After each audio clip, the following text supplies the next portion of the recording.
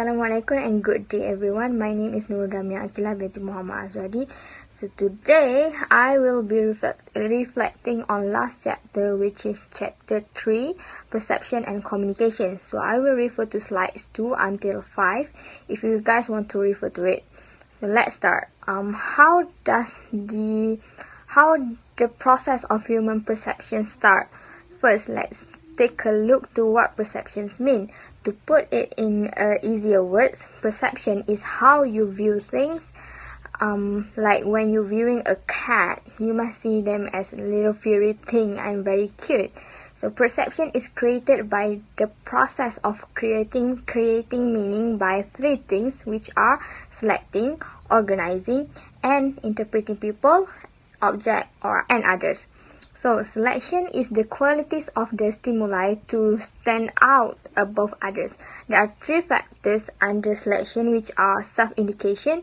So we've noticed things that we never noticed before. As an example, if you are a fanatic Marvel fan, Squidward or shawarma rings nothing in your head. But if you are a Marvel fan, you will know what Squidward or shawarma means in a heartbeat and suddenly notice it everywhere you go. So next are our motives and needs by indicating who we are, why we need it. So it will influence our choices, like if we are with our families, we will choose a family friendly movie, and if we are with our friends, we will choose like some action or romance genre. Lastly, culture. The culture affects our selection because we grow up with their influence. So organization is constructive and interpret experience by applying the guidelines or rubric. So I will only stress on two factors here, which are stereotypes and scripts. Stereotypes is the generalization about people to predict others' behavior. For an example, when you think of Scottish people, so what comes to your mind? For me, they are redheads and ginger, and they're wearing that skirt where you play the traditional musical instrument. Or when you think of the car Myvi, what comes to your mind? What comes to my mind is Myvi is the king of the road, as they say, and no matter what the challenges is, Myvi will always go through it. So that is the stereotype. So what about script? Script is the guide for action of what is expected for us to behave in the public and private. When you go to weddings, you are supposed to greet the house owner first before going home. So that is the script of our culture.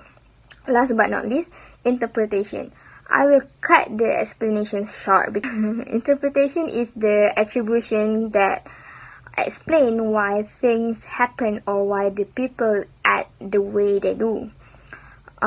As example, locus there are two sides of locus, internal and external. So if the family is stable in the house, so the result of the child behavior on the external will be very good because they receive the best support in the family.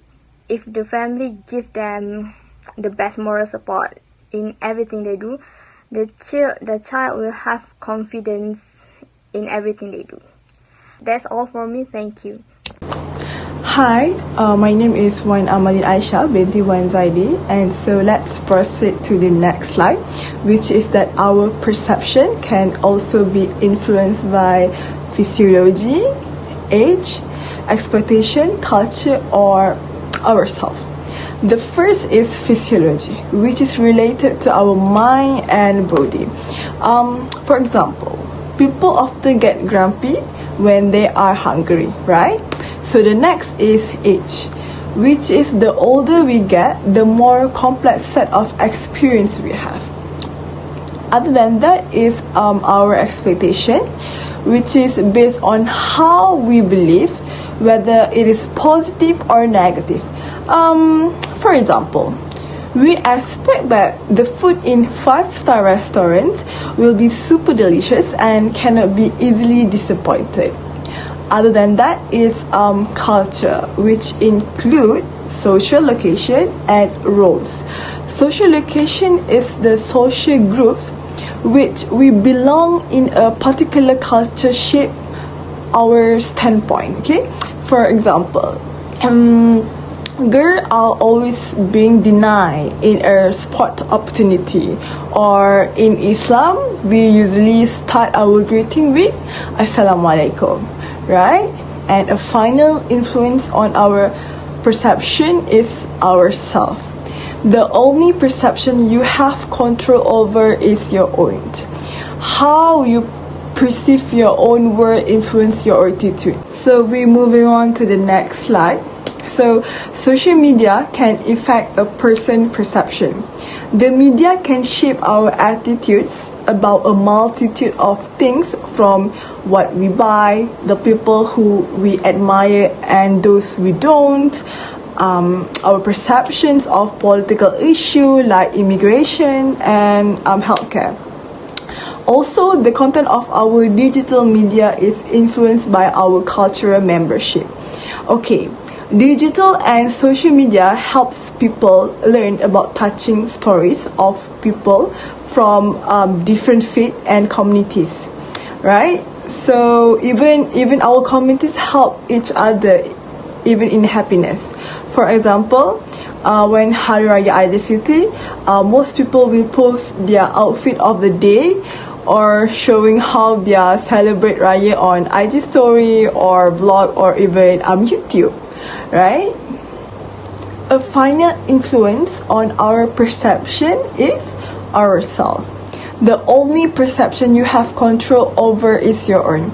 So how you perceive your world influences your attitude, which in turn affect what you attract and think. For example, if you are a fun people, then people will think that you are also an outgoing person. So the next is implicit personality theory. And implicit personality theory refers to a person's notions about which personality characteristic tend to occur in ourselves. Okay, this is the general expectation that we think about a person after we know them. Like when we believe that a happy person is also a friendly person. For example, I may assume intelligent people are arrogant, quiet people are timid, and aggressive people are bad. So for the last but not least is recognize that all perceptions are partial and subjective, meaning that do not put the perception or stereotype on the people that you meet easily. And next is to avoid mind reading, which is to avoid having a bad perception towards other, and always check your perception with other. So last but not least is always monitor the label. For example, call their name by putting their label or calling by their last name, such as Miss Mia. So that's all from us, and thank you for listening. Bye bye.